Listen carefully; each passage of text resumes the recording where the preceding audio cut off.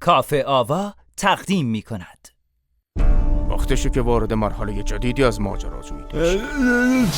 دیگه قرار نیست جنگجو اژدها باشم. تو تبدیل به رهبر روحانی دره صلح میشی.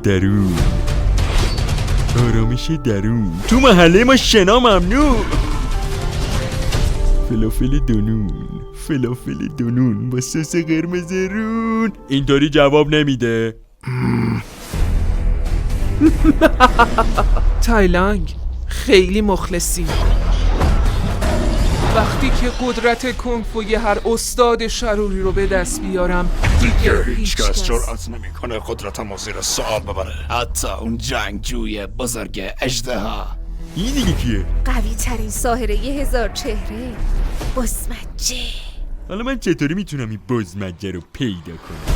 میبرمت در خونه‌شون. ما هم در برابر یک قشون. ما هم قشون خودمونو داریم. اینجا دیگه کجاست؟ خفن‌ترین مجرما اینجان. تو یه مجرم تحت تعقیبی؟ تعجب کردی؟ چیش تعجب داره؟ بچه ها مواظب باشید نترکیده. دعوا شکممو به قار و قور میندازه. چرا کمکت کنیم؟ میتونیم با هم جلوی بزمجه رو بگیریم. جنگجو اژدها بودن شخصیت منه. سکدوش راجب پیشوایی چه میدونم؟ چی تو دستته؟ کلوچه؟ تو برگزیده شده تا تبدیل به چیزی که والاتر از الانت هستی بشی.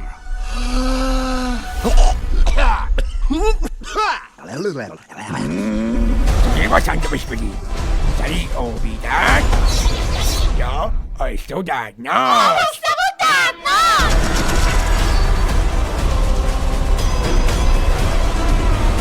یکی گنگت اومده بزمجه. من و تو خیلی تفاوتی نداریم. کنار وایسا، میخوام دهن خودم رو سرویس کنم.